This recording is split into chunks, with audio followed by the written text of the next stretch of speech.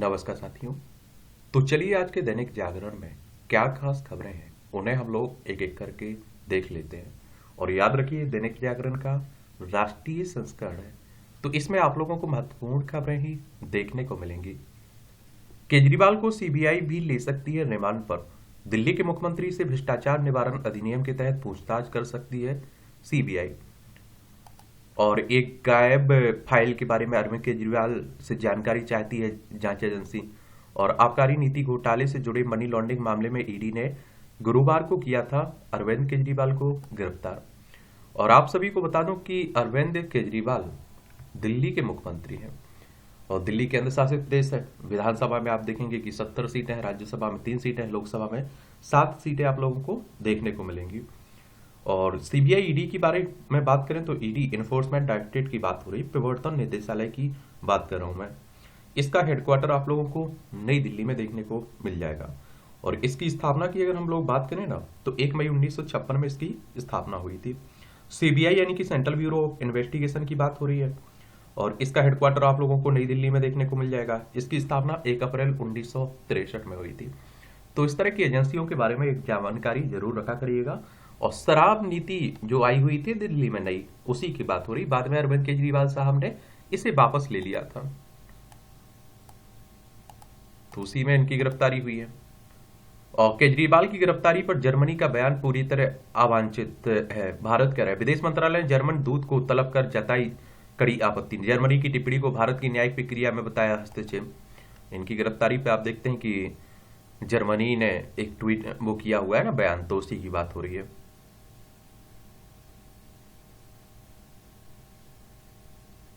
इन्होंने जर्मनी के विदेश मंत्रालय के प्रवक्ता सेबेस्टियन फ्रेसर ने कहा था कि हमने केजरीवाल की गिरफ्तारी का संज्ञान लिया है और हमारा मानना है कि हमें उम्मीद करते हैं कि न्यायपालिका की स्वतंत्रता से जुड़े मानक और मूलभूत लोकतांत्रिक सिद्धांत भी इस मामले में लागू होंगे। तो उसी को लेकर बात हो रही।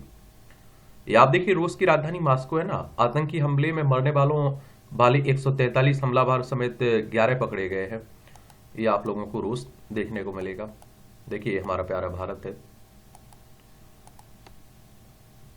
तीसरी व छठी कक्षा के लिए सीबीएसई का नया कोर्स 1 अप्रैल से शुरू हो जाएगा। सत्र ऑनलाइन भेजी जाएगी सामग्री। सीबीएसई ने कहा कि बाकी कक्षाओं के पाठ्यक्रम में नहीं होगा बदलाव।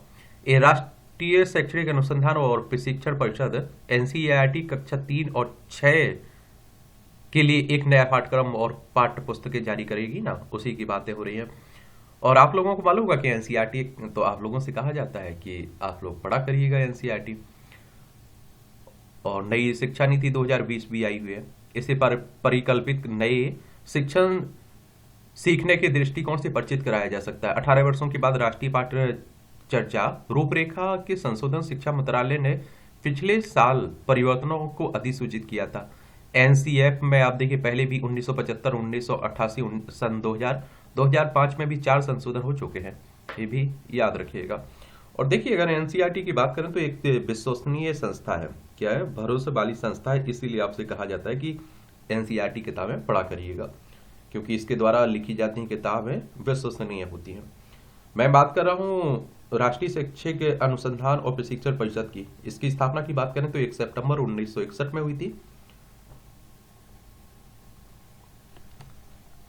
35 सोमालियाई समुद्री लुटेरों को मुंबई लाया गया है।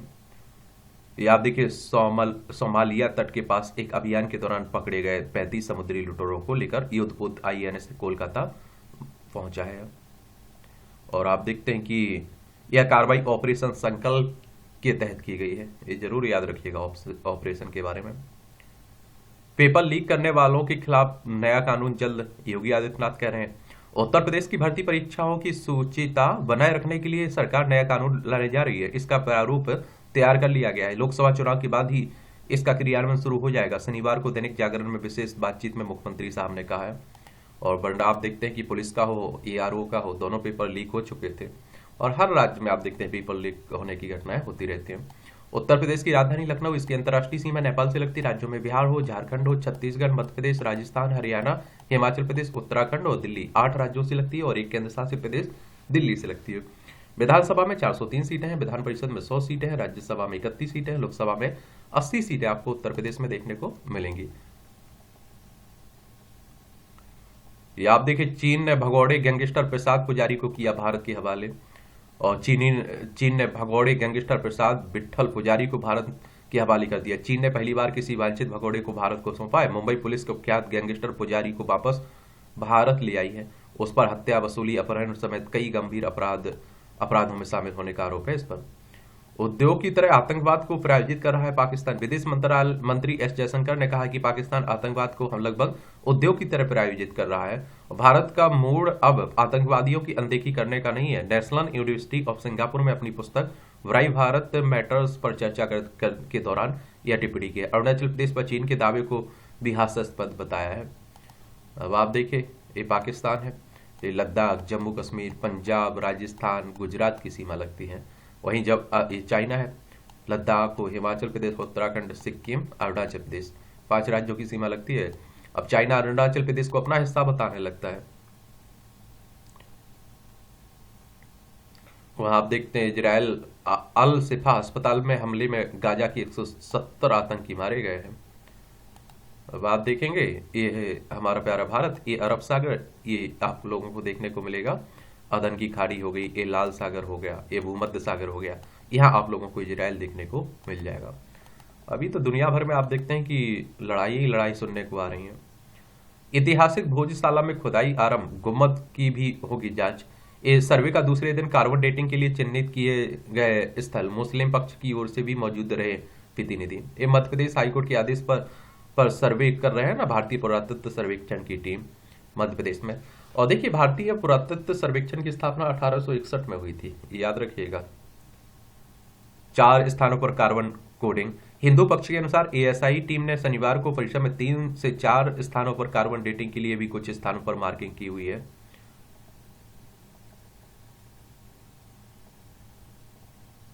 और कार्बन डेटिंग के लिए चट्टान पर मुख्यतः कार्बन 14 का होना जरूरी है। अगर ये चट्टान पर ना मिले तो इस पर मौजूद रेडियो एक्टिव आइसोटॉप के आधार पर इसकी आयु का पता लगाया जा सकता है। चलिए होने दीजिए, देखते हैं क्या होता है। भोजशाला विवाद सदियों पुराना है। हिंदुओं का कहना है कि यह सरस्वती देवी का मंदिर हुआ करता था और सदियों पहले मुसलमानों ने इसकी पवित्रता भंग करते हुए मौलाना कमालुद्दीन की मजार बनाई थी। अंग्रेज अधिकारी वहां लगी बाग देवी की मूर्ति लंदन ले गए थे, तो उसी की बात हो रही है। देखिए, मध्य प्रदेश देख लीजिए, भोपाल इसकी राजधानी 1 नवंबर 1956 में सिराज बनाया गया था। इसकी सीमा आप देखिए, उत्तर प्रदेश, राजस्थान, गुजरात, महाराष्ट्र, छत्तीसगढ़ से लगती है। ये क्षेत्रफल में दूसरे नंबर पर, पहले पर राजस्थान, दूसरे पर मध्य प्रदेश। जब तक छत्तीसगढ़ इसका मध्य प्रदेश का हिस्सा हुआ करता था, क्षेत्रफल में सबसे बड़ा राज्य हुआ करता था आपका मध्य प्रदेश। ठीक है, अब आप देखिए सेकेंड नंबर पर है। विधानसभा में 230 सीट है, राज्यसभा में 11 सीट है, लोकसभा में 29 सीटें आपको देखने को मिल जाएंगी। 2005 में लागू पीएमएलए कानून बदलते वक्त के साथ खड़ा होता गया, ये आप देखेंगे। और आप सभी जानते हैं कि इसके तहत बड़ा आदमी को कभी भी गिरफ्तार कर सकते हैं, कितने भी टाइम के लिए रख सकते हैं, और इसीलिए इसकी आलोचना भी होती है।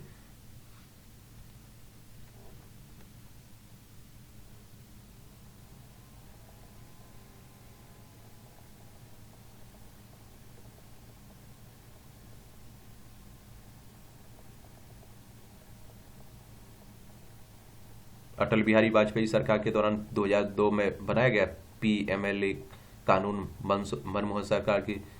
मनमोहन सिंह सापरक सरकार के दौरान जुलाई 2005 में लागू हुआ था। और पीएमएलए कानून के जिन प्रावधानों की चुभन विपक्ष नेताओं को हो रही है, उन्हें संशोधित कर धारदार बनाने का काम भी 2009-2012 में कांग्रेस के समय में ही हुआ है। और पीएमएलए के कठोर कानून के पहले शिकार राजनीतिक अक्टूबर 2009 में झारखंड के पूर्व मुख्यमंत्री मधु कोड़ा बने। उनके साथ कई मंत्रियों पर इसका शिकंजा कसा था। 2010 के बाद 2G घोटाले और कोयला खनन घोटाले समेत तमाम घोटालों में आरोपितों के खिलाफ मनी लॉन्ड्रिंग का शिकंजा कसा गया। और पीएमएलए कानून के तहत ए राजा समेत तमाम बड़े नेताओं की गिरफ्तार भी की गई थी। और इसके बावजूद तत्कालीन वित्त मंत्री पी चिदम्बरम ने 2002 में संशोधन कर इसे और भी कड़ा बना दिया था। 2022 में पीएमएलए के खिलाफ दाखिल याचिकाओं को खारिज करते हुए सुप्रीम कोर्ट ने अपने फैसले में पी चिदम्बरम 2012 में संसद में दिए बयान का भी हवाला दिया था। और मजेदार बात यह भी कि इन याचिकाकर्ताओं में पी चिदम्बरम के बेटे और कांग्रेस के सांसद कार्ति चिदम्बरम भी शामिल थे। और यही नहीं, सुप्रीम कोर्ट ने अपने फैसले में 1999 में वाजपेयी सरकार में तत्कालीन वित्त मंत्री यशवंत सिन्हा के संसद में दिए बयान का भी हवाला दिया था। चलिए वही चल रहा है।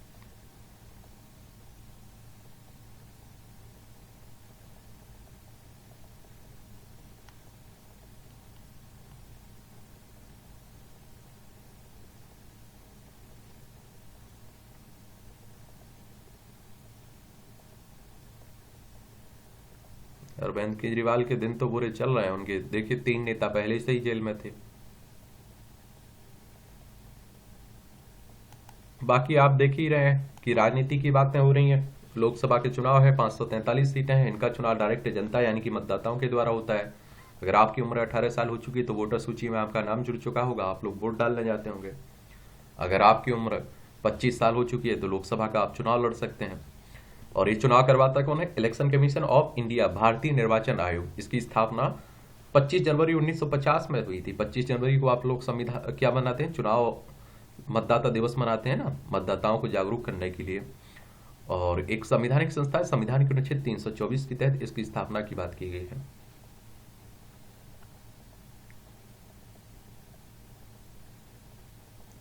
हमारे यहाँ आप देखिए चुनाव होते हैं तो आप सभी जानते हैं कि वो जाति पर होंगे, वो धर्म पर होंगे। इसका परिणाम भी हम लोगों को भुगतना पड़ता है। चलिए, तो बाकी राजनीति की बातें ही बातें होंगी। इसका गठबंधन उससे, उसका इससे पड़ता रहेगा, तो आपको परेशान नहीं होना है।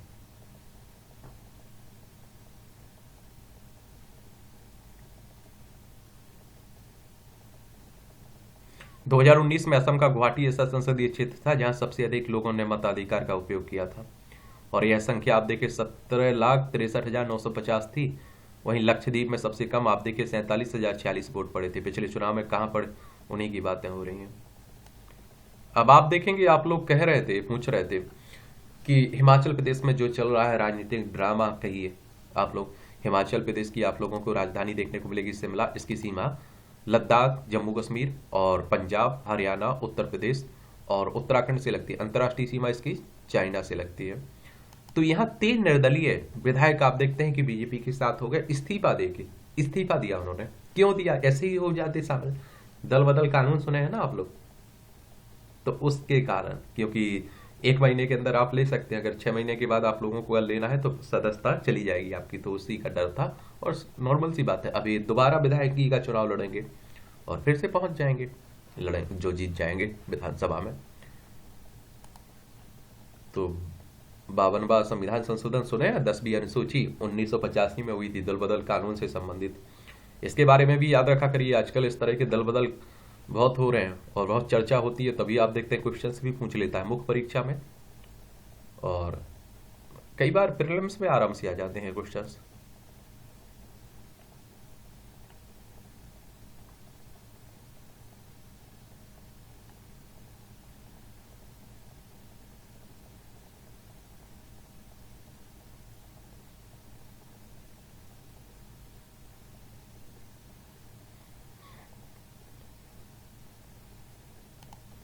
स्वनिधि से मिला सहारा। कोरोना काल में लुधियाना के मंजीत सिंह के रोजगार की गाड़ी उतर गई थी पटरी से, कमाई हो गई थी बंद। 2 समय का भोजन भी जुटाना हो गया था मुश्किल। प्रधानमंत्री स्वनिधि योजना के तहत मिले ऋण से शुरू किया था इन्होंने कारोबार।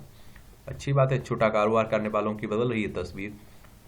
तो ये देखिए, इस तरह की योजनाएं आती हैं तो अच्छी बात रहती है, और क्या बोल सकते हैं हम लोग। रेवड़ी बटेरियों वालों के लिए ठीक अच्छी योजना है, बस देखिए आसानी से मिल जानी चाहिए।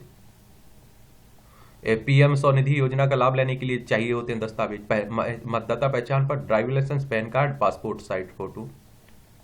और ब्याज पर आप देखिए सब्सिडी 1200 रुपये तक कैशबैक भी मिलता है। ये भी बातें हो रही हैं। चलिए आप लोग बताइए, स्वनिधि योजना शुरुआत कब की गई थी? ये आप लोगों से सवाल है, और आप लोग गूगल का सहारा लीजिए, जो भी लेना है, लेकिन आप लोग बताइए।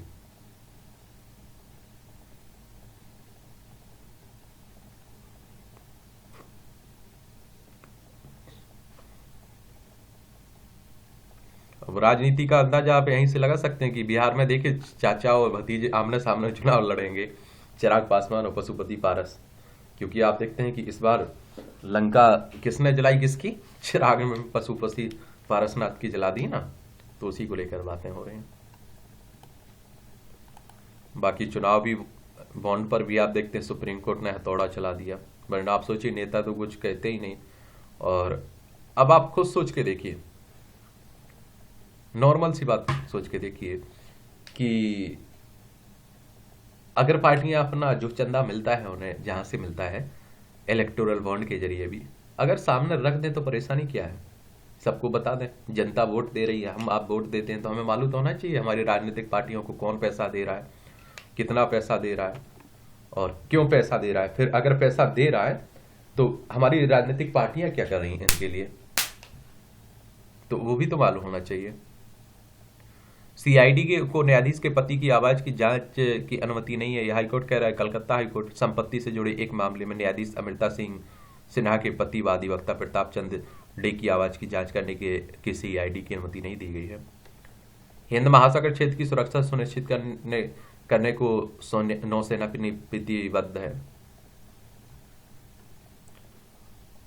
और आप देखते हैं कि समान नागरिक संहिता पर सेमिनार पर सियासत, सेना ने बताया आचार संहिता के चलते रद्द किया गया कार्यक्रम, कश्मीर की राजनीतिक दलों ने जताई थी आपत्ति। अब देखिए समान नागरिक संहिता की अगर बात करें तो आप देखेंगे यूसीसी की बात हो रही है, यूनिफॉर्म सिविल कोड की बात हो रही है और सबके लिए समान कानून की बात होती है।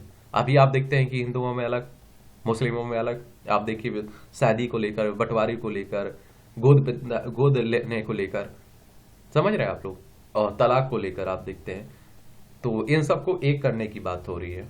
अब आप खुद सोच के देख लीजिए कि आपके पड़ोस में कोई दूसरे धर्म समुदाय का रह रहा है, जाति का रह रहा है, तो उसके लिए अलग कानून हो, आपके लिए अलग कानून हो, आपके घर में की महिलाओं के लिए अलग कानून है, सामने वाले के परिवार की महिलाओं के लिए अलग कानून है। ये तो भेदभाव है ना। तो सबको एक, जब संविधान एक है, झंडा एक है, देश एक है, तो एक कानून बनाने की बात हो रही है। अब सिविल कानून की बात हो रही है और देखिए क्रिमिनल कानून तो आप सभी जानते हैं, कोई किसी को मार दे, कुछ कर दे, तो एक समान कानून चलते हैं, चाहे वो किसी भी धर्म का हो, जाति का हो।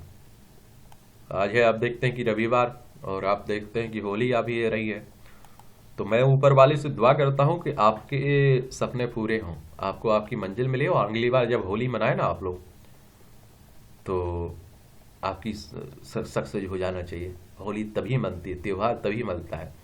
बेरोजगारी में आप देखते हैं कि त्योहार नहीं मनता है हमारे लिए। आजकल आप देखते हैं कि आप घर भी जाते होंगे तो आपसे पूछा जाता होगा कि क्या करते हो भाई, कहाँ क्या कर रहे हो, यानी कि आप समझ रहे हैं, वो इसलिए पूछते हैं कि किस लिए पूछते हैं, इसलिए पूछते हैं कि तुम्हें कितनी इज्जत दी जाए, कितना सम्मान दिया जाए। एहतियाती हिरासत को शुरू में ही हतोत्साहित करे, सुप्रीम कोर्ट का राय, शीर्ष अदालत में इसे शक्तियों के मनमाने प्रयोग पर आधारित, पुलिस की अक्षमता हिरासत का बहाना नहीं होना चाहिए। सुप्रीम कोर्ट क्या करे, नए नए निर्णय दे रहा है, नए नए कदम उठाने पड़ रहे हैं उसे। देखिए सुप्रीम कोर्ट की बात करें तो हमारी सर्वोच्च अदालत है, संविधान के अनुच्छेद 124 के तहत इसकी स्थापना की बात की गई, 28 जनवरी 1950 में स्थापना हुई थी। अब आप देखिए संपादकीय पाठ है आपका, ये प्रीलिम्स में, मुख्य परीक्षा में, इंटरव्यू में आप लोगों को हर जगह मदद पहुंचाता है। और आप लोगों से एक बात मैं हमेशा कह रहा हूँ कि एक ही क्लास रहने दीजिए, और अगर आपको संपादकीय पाठ देखना हुआ करे तो इसी में देख लिया करिएगा। और मैं इसलिए कह रहा हूँ कि एक बार में आप खत्म कर लिया करिएगा, और फिर मैं सोचता हूँ कि दूसरी क्लास एक आपकी टेस्ट भी रख सकते हैं, अगर इस तरह से चलेंगे, टेस्ट भी जरूरी है ना। और बाकी आपका कोई सुझाव है तो आप लोग दे सकते हैं। कौन कितने पानी में, विपक्ष यह तो अच्छे से जान रहा है कि भाजपा की तरकस में कई तीर हैं, लेकिन वह उनकी प्रभावी काट पेश नहीं कर पा रहा है। और फिर आप लोगों को कोई आर्टिकल मैं छोड़ देता हूं, मुझे लगता है कि राजनीति से संबंधित है, आपकी परीक्षा के लिए जरूरी नहीं है, तो उसे आप लोग पढ़ सकते हैं। इसकी पीडीएफ एजुकेशन सर्कल जो प्लेटफॉर्म है टेलीग्राम पर, वहां डाल देता हूं। अब इसी को देख लीजिए, पढ़ना हो तो पढ़ सकते हैं आप लोग, क्योंकि राजनीति पर लिखा हुआ है और राजनीति की बातें हो रही हैं। अब आप देखिए होली पर डिजिटल क्रांति के छींटे, जो यह मानते हैं कि गले मिलकर और गुलाल लगाकर होली मनाई जाती है, वो शायद मोबाइल की महिमा नहीं जानते हैं। चलिए अब एक तरह से तंज कसा जाता है, देख सकते हैं। सबसे अधिक सैन्य संख्या बल वाले देश की, ये आंकड़े जरूर आप लोग याद रखिएगा।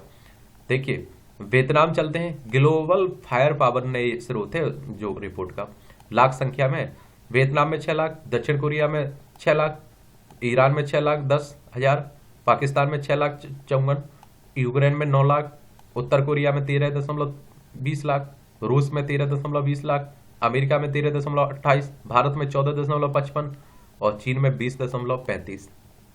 ये आप सोचिए, चीन के बाद भारत का नंबर आता है। हम लोग जनसंख्या में भी तो भारत लगभग है ना हम लोग, तो ये भी देखिएगा। यहां बड़ा इंटरेस्टिंग कॉलम लिखा जाता है,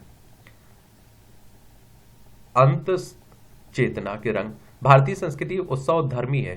नित्य आने वाली मुसीबतों से जब मनुष्य की जीवनी शक्ति क्षीण होने लगती है, तब विविध वर्णी लोक संस्कृति में नए संस्करणों के साथ त्योहारों का आगमन होता है, जो तन मन में अतिशय ऊर्जा का संचरण कर मनुष्य की जीवनी शक्ति को बढ़ाते हैं। जैसे जीवन का अग्रिम पथ आप देखते हैं कि पथ प्रशस्त होता है और ये दीर्घ जीवन का आधार बन जाते हैं। आप देखते हैं कि देखिए जो भी त्योहार होते थे पहले किस लिए होते थे कि एकता बनी रहे। अब होली का भी त्योहार होता था तो क्यों होता था भाई? इसीलिए तो होता था, एक दूसरे को गुलाल लगाए, होली खेले, आपसी मतलब जुड़ाव रहे। आप सोचिए, लेकिन आजकल आप किसी को होली लगा दीजिए पहले के जैसे, लड़ाई हो जाएगी तुरंत। तो समाज बदलता जा रहा है, बड़ी बुरी स्थिति में जाता जा रहा है। एक और आतंकी हमला। मॉस्को के एक सभागार में भीषण आतंकी हमले ने फिर यह बताया है कि जिहादी आतंकवादी किस तरह अभी भी दुनिया के लिए खतरा बना हुआ है, और इस हमले में 100 से अधिक लोग मारे गए हैं, बड़ी संख्या में घायल हुए हैं। रूस की राजधानी में किए इस आतंकी हमले की जिम्मेदारी खोखा आतंकी संगठन इस्लामिक स्टेट के उस खुरासान गुट ने अपने सिर ली है जो अफगानिस्तान में सक्रिय रहा है। वहां भी रूस के साथ साथ अमेरिका के ठिकानों को भी निशाना बना चुका है। वह पाकिस्तान और ईरान में भी आतंकी हमले कर चुका है। चूंकि इस्लामिक स्टेट खुरासान गजवा हिंद की तथा कथित इस्लामी मान्यता के फितूर से ग्रस्त है, इसलिए भारत को भी सचेत रहने की आवश्यकता है। इसलिए और भी क्योंकि यह आतंकी गुट भारत पर कब्जा करने की धींग हाँकता रहा है, वह भारत के मुसलमानों को अपने साथ जोड़ने के लिए भी सक्रिय है, और ऐसे कई भारतीय पकड़े भी गए हैं जो उनके लिए काम करने को तैयार थे अथवा उसके इशारे पर आतंकी हमले की साजिश रच रहे थे। माना जाता है कि इस्लामिक स्टेट ने मॉस्को को इसलिए अपना निशाना बनाया क्योंकि एक समय रूसी सेना ने सीरिया में उसके कमर तोड़ने का काम किया था। और रूस आप देखते हैं कि रूस पहले भी जिहादी आतंकी गुटों का निशाना बन चुका है। उसके यहाँ कई आतंकी हमले चेचन्या के जिहादी संगठनों ने किए हैं। और आप देखिए, रूस की माने तो मॉस्को में आतंकी हमले को अंजाम देने का आतंकियों को यूक्रेन ने उकसाया है। जहां यूक्रेन ने इस आरोप से इनकार किया, वहीं अमेरिका ने कहा कि उसने तो रूस को ऐसे किसी हमले की सूचना दी थी, पता नहीं सच क्या है। लेकिन इस आतंकी हमले में आप देखते हैं कि हमले के बाद रूस यूक्रेन के प्रति अधिक आक्रामक हो जाए तो हैरानी नहीं होगी। यदि इस आतंकी हमले के चलते रूस और यूक्रेन के बीच जारी युद्ध और व्यापक रूप लेता है तो इसके नतीजे अच्छे नहीं होंगे। और वर्तमान में विश्व समुदाय केवल रूस यूक्रेन के बीच जंग से ही त्रस्त नहीं है, वह इजराइल और आप देखते हैं कि हमास के बीच भी जारी लड़ाई के बुरे असर से भी दो चार है। हमास का आप देखिए समर्थन करने के नाम पर यमन के एक हिस्से पर काबिज हाउती विद्रोही लाल सागर में समुद्री जहाजों को निशाना बना रहा है, और सेना सरी के सशक्त संगठन के हमले के शिकार कई समुद्री जहाज को भारत की नौसेना ने बचाया। फिलहाल यह कहना कठिन है कि रूस मॉस्को में हुए आतंकी हमले का जवाब किस तरह देगा, लेकिन इससे में कोई संदेह नहीं है कि इस्लामिक स्टेट जैसे आतंकी संगठन तब तक दुनिया के लिए सिरदर्द बने रहेंगे जब तक कि विश्व समुदाय उनसे एकजुट होकर नहीं लड़ने पड़ता। और विडंबना यह है कि विश्व समुदाय अभी तक आतंकवाद को परिभाषित तक नहीं कर पा सका। इसी के चलते कई देश आतंकी संगठनों को आतंकी मानने के लिए तैयार नहीं है। ये मदरसा शिक्षा, तो उच्च न्यायालय द्वारा उत्तर प्रदेश मदरसा शिक्षा बोर्ड अधिनियम को असंवैधानिक घोषित करने की बात सुनिश्चित किया जाना चाहिए कि मदरसों में पढ़ रहे 13.57 लाख छात्र छात्राओं के भविष्य उनके शिक्षा के अधिकार पर कोई विपरीत प्रभाव ना पड़े। यह जिम्मेदारी अब वर्तमान सरकार की बनती है कि वह मदरसों में पढ़ रहे छात्र छात्राओं के लिए आगे की शिक्षा के प्रभावी उपाय करे। कोर्ट ने साफ तौर पर कहा है कि छात्रों को विभिन्न बोर्ड के नियमित स्कूलों में समायोजित किया जाए, चाहे राज्य पर्याप्त संख्या में सीटें बढ़ाए या फिर नए विद्यालय की स्थापना करे। यद्यपि इस काम में अधिक दिक्कत इसलिए नहीं आनी चाहिए क्योंकि अधिनियम को असंवैधानिक बताया गया है, मदरसों को नहीं। और आधारभूत ढांचा तो मौजूद है ही, करना केवल इतना है कि न्यायालय की मंशा के अनुरूप इन्हें धार्मिक शिक्षा का केंद्र बनने से रोककर सामान्य विद्यालय के रूप में मान्यता दे दी जाए। और पिछले कुछ समय में वर्तमान आप देखिए राज्य सरकार ने मदरसों को आधुनिक बनाने के लिए दूरगामी प्रभाव वाले प्रयास भी किए। इस क्रम में आप देखिए उन मदरसों को चिन्हित किया जा चुका है जो नियमों एवं मान्यता के विपरीत चल रहे थे।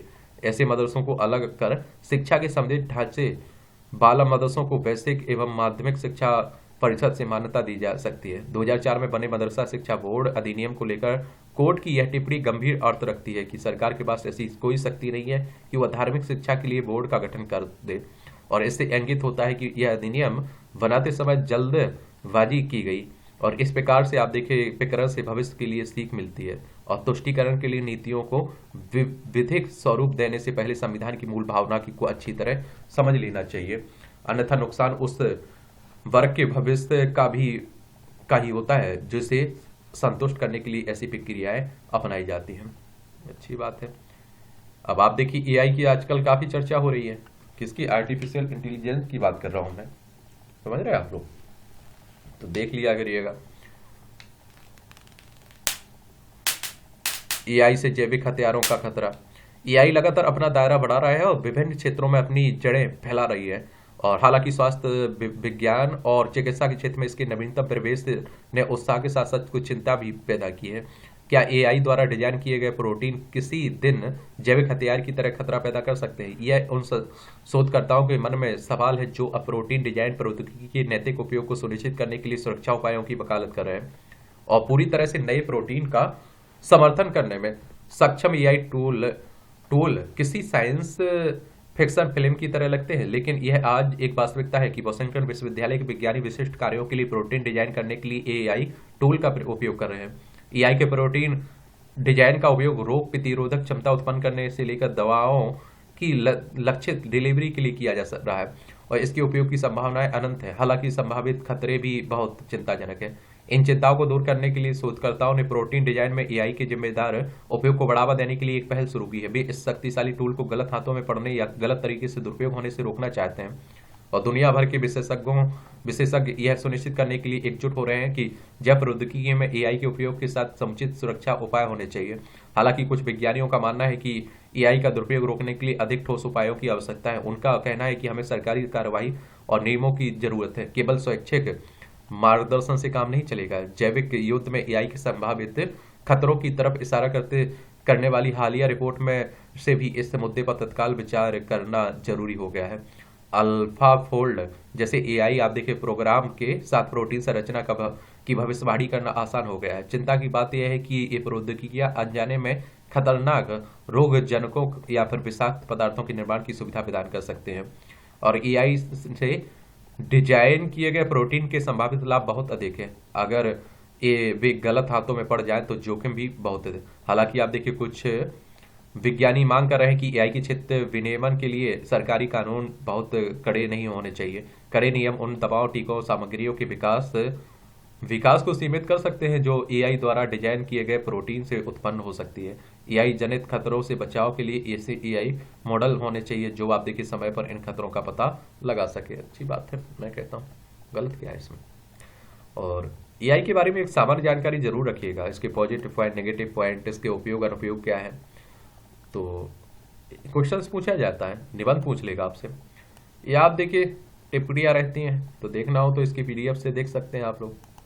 सनातनी परंपरा के ध्वजवाहक जीवन तमाम आपाधापी के बीच आज अधिकांश लोग हैप्पीनेस की तलाश के लिए विशेषज्ञों के पास जाते हैं, परंतु शायद उन्हें यह नहीं पता है कि हैप्पीनेस तो हमारे पर्वों और त्योहारों में शामिल है। कल पूरे देश में होली का पर्व मनाया जाएगा, लिहाजा आवश्यक है कि पूरे हर्षोल्लास के साथ हम इस पर्व का आयोजन करें और इसके लिए आप देखते हैं कि हमें वनवासियों से भी सीख सकते हैं जो सनातनी परंपरा के ध्वजवाहक के रूप में आज भी अपनी भूमिका का निर्वहन कर रहे हैं। ये आप देखेंगे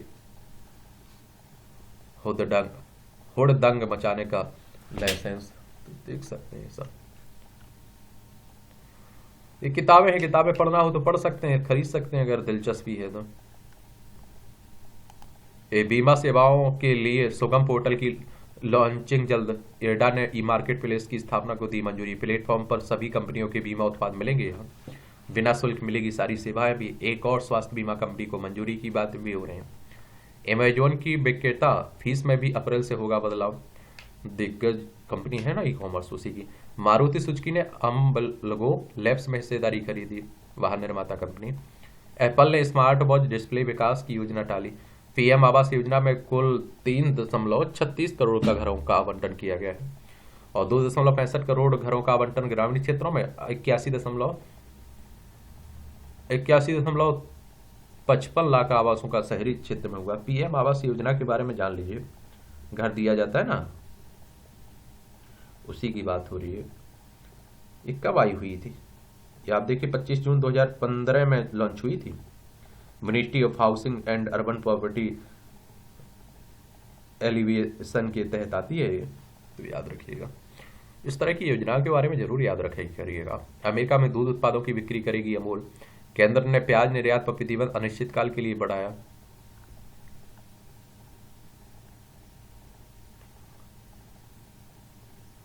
आग लगने की घटनाओं को रोकने के लिए अस्पतालों में सुरक्षा ऑडिट करे राज्य।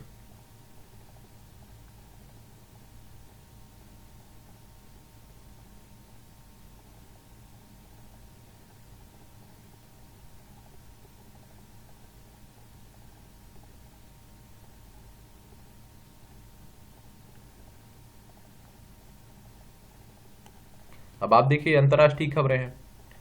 अमेरिकी सेनेट से पास हुआ पैकेज, शटडाउन का खतरा टला है, आप देखेंगे। और 1.2 ट्रिलियन डॉलर के पैकेज को आप देखते हैं कि मंजूरी मिली है।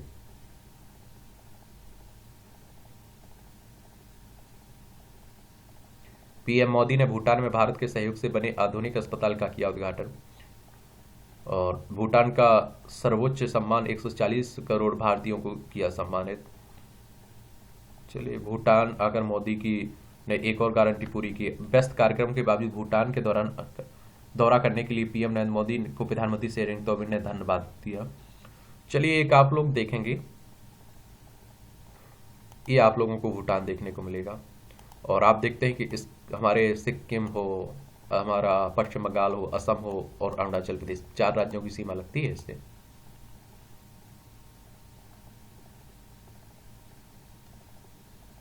महाराजा हरि सिंह के पौत्र यूएन में बोले, अनुच्छेद 300 हटाना सराहनीय कदम है।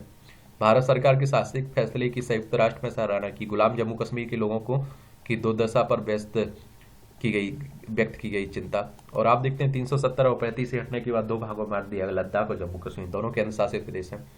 यूएन की बात करें तो यूनाइटेड नेशंस की बात हो रही है। 24 अक्टूबर 1945 में स्थापना हुई थी। न्यूयॉर्क यूएसए में इसका हेडक्वार्टर देखने को मिलेगा।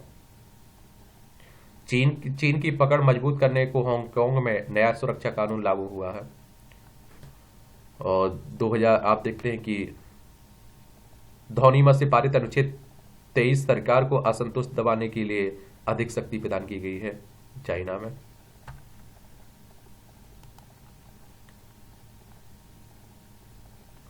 ताइवान ने टिकटॉक को राष्ट्रीय सुरक्षा के लिए खतरा घोषित किया है। अब आप देखिए, अलकायदा ने रची थी बिल क्लिंटन की हत्या की साजिश। 1996 में फिलीपींस दौरे पर मारने की थी साजिश। काफिला मार्ग पर लगाया गया था, ये आप देखेंगे।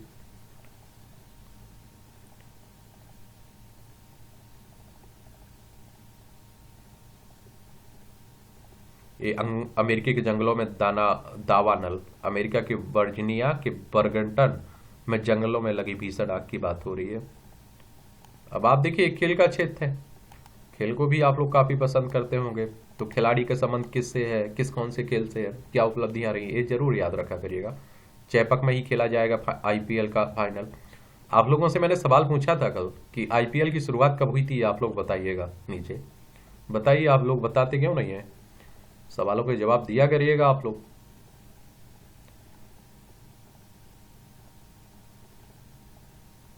क्षेत्रीय अफगानिस्तान के विरुद्ध खेलेंगे 150वां अंतर्राष्ट्रीय मैच। किसकी बात हो रही है? करिश्माई फुटबॉलर है ना भारत के, सुनील छेत्री, उन्हीं की बात कर रहा हूं। भारत के साथ क्रिकेट रिश्ते बहाल करने में अहम भूमिका निभाने वाले पाकिस्तानी क्रिकेट बोर्ड के पूर्व अध्यक्ष शहरयार खान की डेथ हो गई और 89 साल की उम्र में। ये मध्य प्रदेश के नए मुख्यमंत्री है ना, मोहन यादव, उनका इंटरव्यू है, पढ़ना हो तो पढ़ सकते हैं आप लोग। प्रज्ञा की प्रतिभा के साथ हुआ न्याय। ये आप देखिए, प्रज्ञा एक हफ्ते पहले तक यह नाम सुप्रीम कोर्ट की ऊंची ऊंची दीवारों के पीछे आते जाते हजारों वकीलों के बीच कहीं छिपा हुआ था। चीफ जस्टिस डीवाई चंद्रचूड़ ने गत दिनों एक बेटी को उनके माता पिता के साथ जजेज लाउंज में बुलाया तो दुनिया ने भारत की मेधावी बेटी प्रज्ञा के बारे में जाना। कक्ष में पहुंचने पर सीजीआई चंद्रचूड़ बाब वहां मौजूद वरिष्ठ न्यायाधीशों ने न सिर्फ गर्मजोशी से उनका स्वागत किया बल्कि हाथों में 3 कानूनों की पुस्तकें थमाते हुए जी भर का आशीर्वाद भी दिया। और अब आप देखेंगे कि यही नहीं, सुप्रीम कोर्ट में परिसर में रसोइये के पद पर कार्यरत उनके पिता से हाथ मिलाते हुए ढेरों बधाई दी है। अब आप सोचिए कि ऐसे ही लोगों के बच्चे आप देखते हैं कुछ ना कुछ कर पाते हैं, जिनके लिए आप देखते हैं कि माँ बाप कहीं कुछ कर रहे हैं, कहीं आप देखते हैं कोई रिक्शा चला रहा है, कोई कहीं, समझ रहे हैं आप लोग। हम लोगों के पास ऑप्शन नहीं होते हैं, हमारे पास सफल होना ही एक ऑप्शन बचा हुआ रहता है।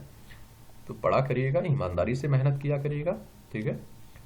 माधव की मिट्टी सोना उगलती है। किसान परंपरागत खेती छोड़कर नई सोच के साथ काम करे तो मिट्टी सोना उगलने लगती है।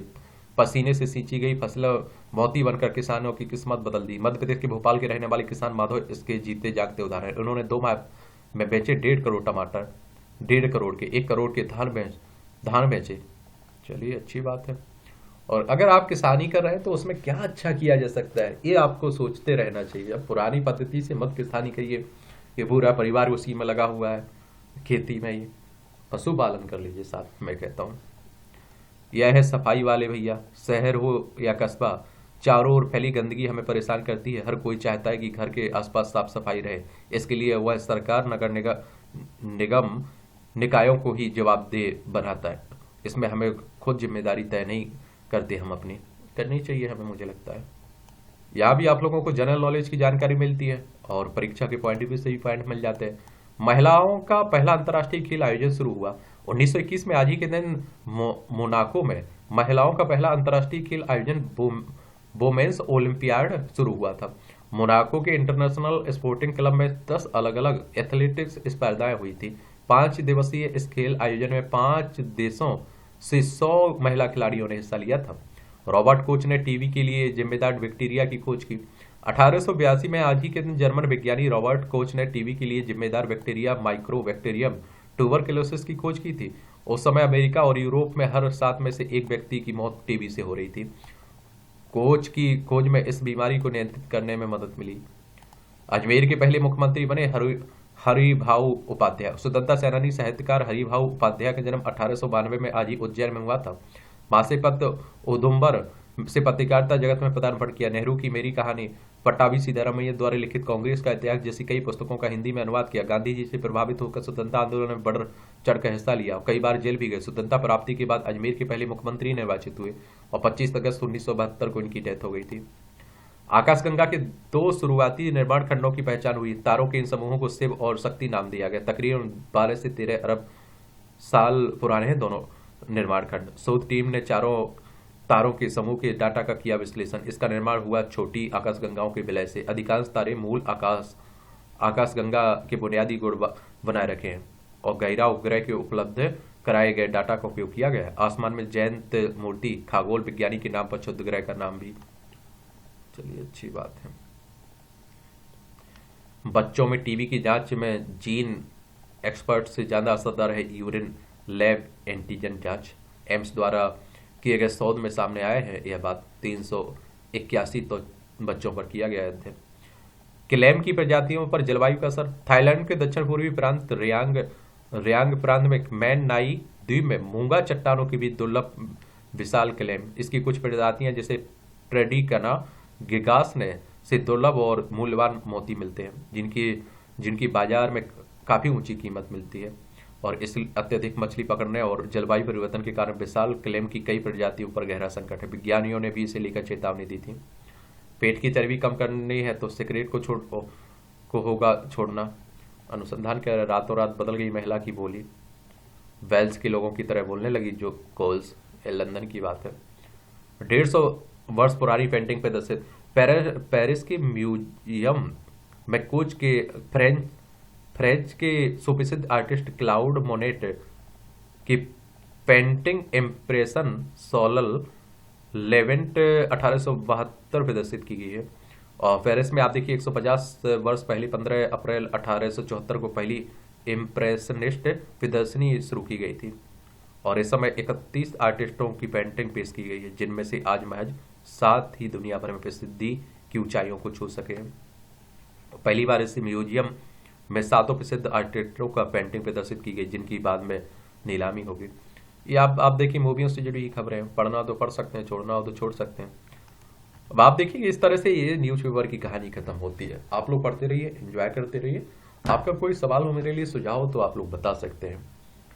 बाकी धन्यवाद है मेरी तरफ से। मेहनत करिए, ईमानदारी से मेहनत करिए।